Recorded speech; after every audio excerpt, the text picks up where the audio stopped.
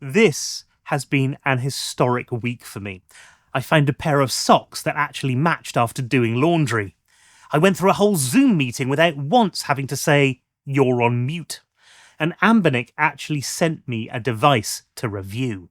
This is the RG Rotate. And it feels like an innovative device, something that you might have seen in the hands of James Bond or Dick Tracy. And it's really nice to see a company trying something different. The internet, however, has been divided. I mean, to be fair, it doesn't take a lot to divide an internet. All you've got to do is say that water is wet, and by lunchtime you'll have two camps of opposing commenters, all wishing death on whoever doesn't agree with them. The internet fault line this time seems to be split between people who think that this is the everyday carry they've been waiting for, and those people who think that this is simultaneously too powerful and not powerful enough. That it's completely useless because it doesn't have a headphone jack or sticks, but would complain if they added sticks because, well, what's the point of sticks on a small screen like that? But here's the thing.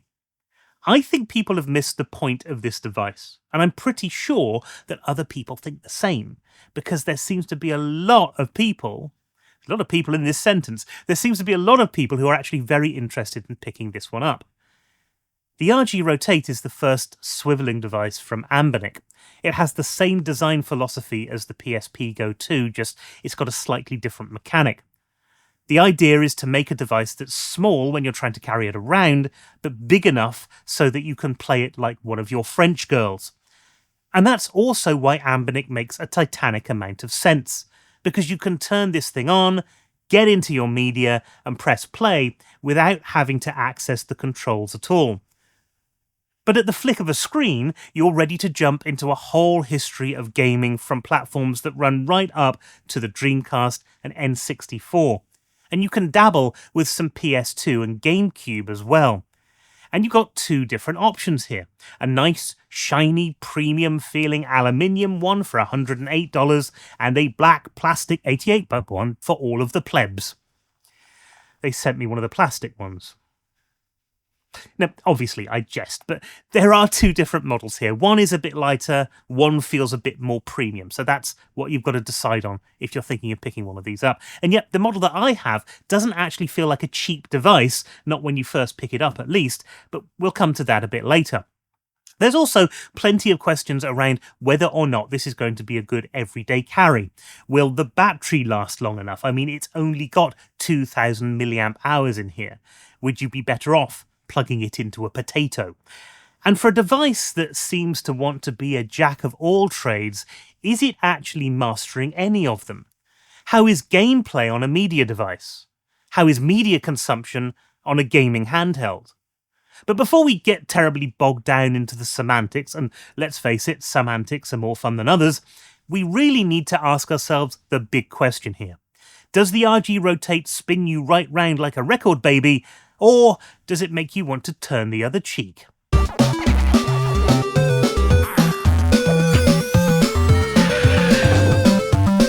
Now, before we begin, as I said, this device was sent over by Anbernic, but no money has changed hands, and they don't have any editorial control over what I say. Neither do I, come to that. In fact, I did try to get some sort of control over myself this week. I tried to pair myself with the Anbernic RG Go1, but as much connectivity as that controller had, it said that it still had to draw the line somewhere. The RG Rotate feels a bit like the baby sibling of the RG Slide. It's certainly in the same ball pit. Under the hood, we've got a Unisoc T6118 processor with 3 gig of memory and 32 gig of storage. It's got a 3.5-inch 720 by 720 IPS display, a 2000 mAh battery, and a unique ultra-thin alloy hinge that makes the screen click into place like a technological flick knife. And with something this truly innovative, you do wonder whether Anbernic have been sitting on this for some time. Although I suspect not, because if they had sat on it, it wouldn't rotate anymore. Obviously, on any hinged device, people are going to worry about its longevity. And whilst that's something that we just aren't going to know, and yet unless units start going wrong, what I'm feeling at the moment is that it actually seems pretty solid. There's one small annoyance on my unit, which I've not really seen anybody touch on so far, and that's that the screen, when opened, sits about a millimetre higher on the left-hand side than it does on the right. Now, I suspect that this is the screen working within its tolerances, and to be fair, I don't really notice this when I'm playing, when I'm using the device. Not unless I'm really looking for it anyway, but I can imagine if you've got OCD, this is the sort of thing that is going to make you recatalogue your pants into alphabetical order. And of course, what that Hinge is rotating is a 3.5-inch square IPS display that is fully laminated, clean, bright, with some really nice viewing angles. It's the perfect device for Game Boy, Game Boy Color, Neo Geo Pocket or Pico-8. In fact, this may be the best Pico-8 device on the market right now, except for this giant dartboard that I've got, but that's for a different video. It also does admirably with NES, SNES and TurboGrafx-16 games, all of which can be played at an 8:7 aspect ratio. Even GBA games, which you might think would be too small on here, actually run pretty well, and they're the exact same size that they would have been on the original Game Boy Advance. And in fact, square screens are something that I've talked about before with the Cube XX and the XF40H. I'm actually a bit of a fan of the square screen because the only aspect ratio that's really compromised here is 16:9. And that's a bit of a shame, because one of the things that I love about this device is being able to have a pocketable media and gaming device that doesn't give you heart palpitations every time you go to open it because of the expectation of thousands of notifications flooding onto your screen. But the fact is, for most video playback, you're still going to want to reach for your phone. I tested this with a couple of things. The first was an old episode of Doctor Who, a 4:3 video which actually fills the screen pretty well. But I did find that I had to download VLC Player because the included video player didn't like the codec of my MP4 video. The same was true of my 16:9 test with The Amazing Morris, which also took up only about half the screen. So, whilst VLC could rescue the good doctor, it couldn't do anything to save one of Morris's 9 lives. A lot of reviewers have mentioned over-sharpening on the screen, and it is there, but I'm somebody who found the levels of over-sharpening on previous devices didn't really bother me anyway, so your mileage is going to vary with that. What I can say, though, is that they do seem to have done something to reduce this as much as possible. Audio is actually quite a nice experience. As well as adding a few MP3s, I was able to load in my Audible catalogue. All the sorts of things that you would want to do on a pocketable media device. Music, books, podcasts, that sort of thing. And even from the backwards-facing speaker, the sound is actually quite clear and fairly loud. But that does pose a bit of a problem. Placing the unit down will muffle the sound. Turning it over risks scratching the screen, and of course it means that you can't see the screen if you're watching something at the same time. This means that if you truly want to use this like a media device, you're going to need headphones. And unfortunately, Bluetooth headphones will not cut it. There is so much lag on the audio, kung fu dubbing houses are suing for copyright infringement. And that not only means that gaming is compromised, but watching videos is compromised as well. Unless you intend to stick to purely music or audiobooks, you really need to consider a wired headphone. And that's actually the biggest controversy around this device. It doesn't have a 3.5mm headphone jack. Now look, as somebody who's got an iPhone, I don't really see this as much of a problem. Don't get me wrong, I like a good 3.5mm headphone jack. I will point it out when a device has one because I kind of enjoy using my old headphones. But they are becoming less available already. And using an iPhone means that I already have to plug in a wired headphones using a USB-C adapter or buy headphones that are USB-C anyway. A USB-C DAC adapter usually gives you better audio than you would get from the cheap DAC adapters in budget devices. DAC, incidentally, just in case you don't know, stands for Digital Audio Converter, or Dialogue Always Clear. So the question is, are we just being dinosaurs wanting every device to accommodate a 3.5mm jack? For $88, one thing I would have liked to have seen in the box at least is an adapter. And after all of that, I'm still trying to figure out whether or not this has compromised the system as a media device, or whether it's what people want. Maybe not you, dear viewer, but there are people out there who do want this device. It's pretty clear that a lot of this has been focused on the Chinese market and how they want to consume media. And if that's the case, then we may be living with that decision through many device iterations. But now we get onto gameplay, and it's something that this device does really well. I said in the beginning of the video, I think that a lot of people have missed the point about this device. Well, we'll come onto that properly in just a minute, because what we've got here is essentially a more powerful TrimUI brick, not a less powerful PS2 handheld. The controls themselves are the same that you would find on the Anbernic RG DS. Now, I quite liked the controls on the RG DS. They are not the best that Anbernic have put out, I have to admit, but the face buttons themselves are pretty good. Here we've got the same thing. They are quite clicky. They're fairly loud for handheld devices, meaning that you might want to curb your bedtime gaming habits, something that I'm sure will bring a sigh of relief to any long-suffering partners. But they've got a good amount of travel in something that actually sits quite low to the shell in profile. I do feel, though, that the plastic used on this doesn't feel quite as good as it does on the RGDS or the 34XXSP. When the unit's closed, it's actually pretty solid. But open it up and your fingers sit in a little tray, which reminds me of the trays that we used to get given at the school canteen. It's quite a way away from the premium experience that I wanted to have with this device. The shoulder buttons, again, it feels like these are the same switches that were used on the RGDS and the 34XXSP before. They're fine, although being sat flush to the body can cause a few problems when playing. Included in the box are some taller L2 and R2 buttons, but in order to fit those, you have to unscrew the device. And since I don't trust myself unscrewing a light bulb, I'm going to have to leave it as is. But the D-pad on this, to me at least, feels a little bit worse than it did on the RGDS. On paper, it's the same thing, but I have found that some ghost inputs are occurring when I use this device. For me, it won't pass the Contra test, so I didn't even get on to the Kirby Pancake test. But I'm also finding that I'm not really hitting many false diagonals for most games. And with those controls, you can actually do some pretty special things. Now, when I sat down to write this, I made the decision of not tinkering around with it, of not changing the layout or any of the settings, just giving you an impression of what happens when you take it out of the box, turn it on, and you try to play a game. I will be fiddling around with this, but that's going to be in a different video. Everything I'm about to say here needs to come with the caveat that you might be able to tweak settings and make things better, and that there might be other options in the future. Gamma said the other day that he's already looking at porting Gamma OS onto this and said that it shouldn't be too difficult a job because he's already done the RG Vita. GameCube plays better than I expected it would do.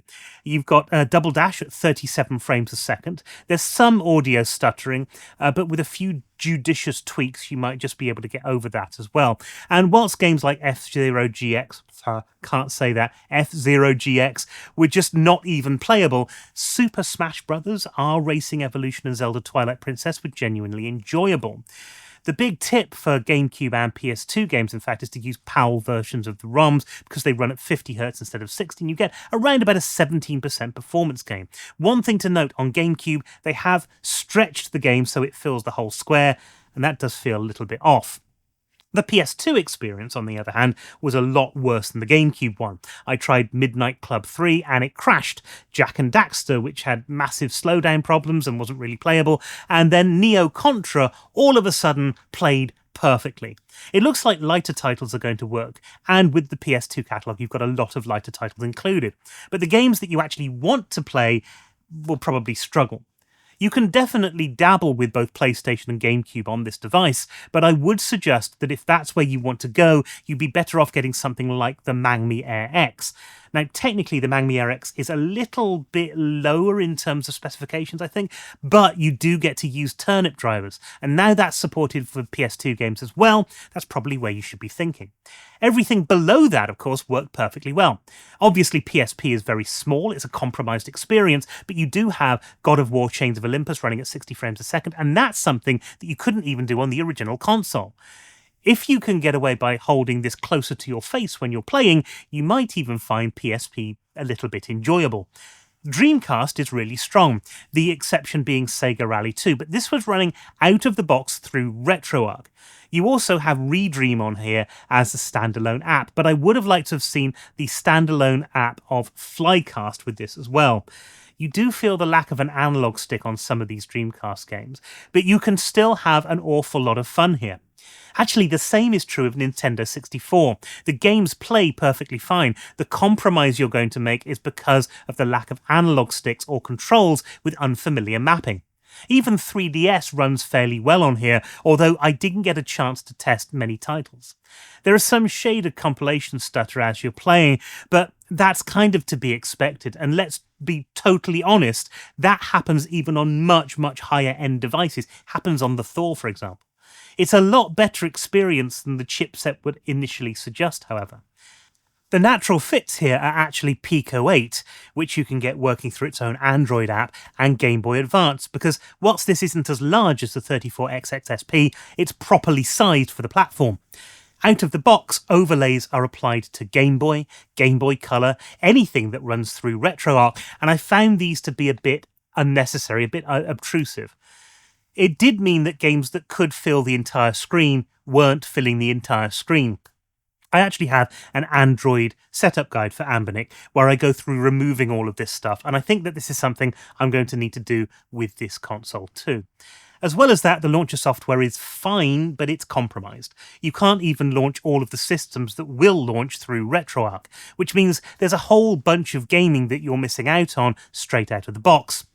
Whilst most systems are set up enough to allow you to play your games, you're going to want to do some tweaking, especially on this, to take advantage of that square screen. It's also worth noting that if you wanted to, you can attach a Bluetooth controller, and the experience of using it with this device was actually pretty good. The controller I chose, of course, was the Anbernic RG Go1. Something else that's actually pretty strong, and a lot stronger than expected, is the 2000 mAh battery. See, the T618 is actually quite an efficient chip, and it turns out you can get 4 to 5 hours worth of gaming on this thing. And because it's a smaller battery, the charge time is actually really short as well. It's about an hour. I know it sounds like a horrible compromise when you first read the specs. I mean, it did to me. But it might just turn out to be a smarter move than we're giving Anbernic credit for. So where does this leave us? Well, look, for $88, I think this unit is actually pretty good. It's not going to appeal to everybody, but that's kind of okay, because not all of these devices will. But I'm not sure that I could recommend the plastic version of this over the aluminium one, although that's going to be a very personal thing. I know there are people out there who specifically want the plastic versions of this because it's lighter or because it feels more like a toy, and I don't think that these people would be disappointed if that's why they're getting it.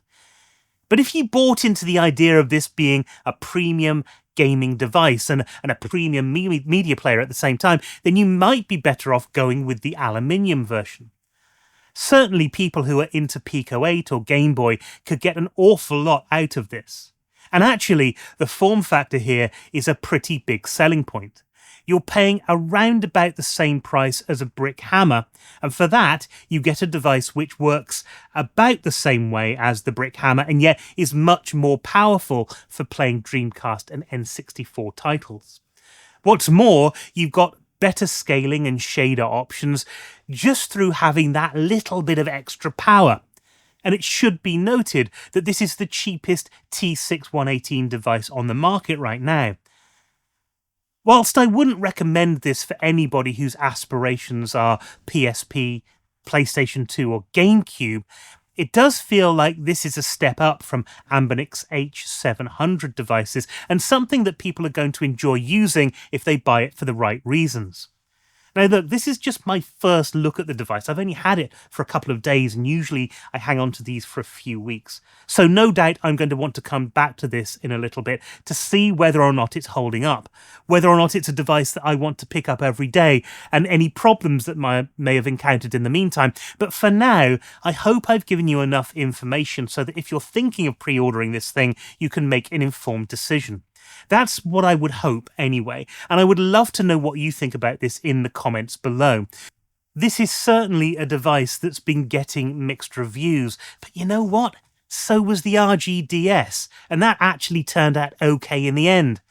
Whilst you're down there, why not leave a like and hit the subscribe button as well? But that's it for this video. I hope you've enjoyed it, and I'll see you next time we enter the Retro Corner. Until then, thanks ever so much for watching, and happy gaming.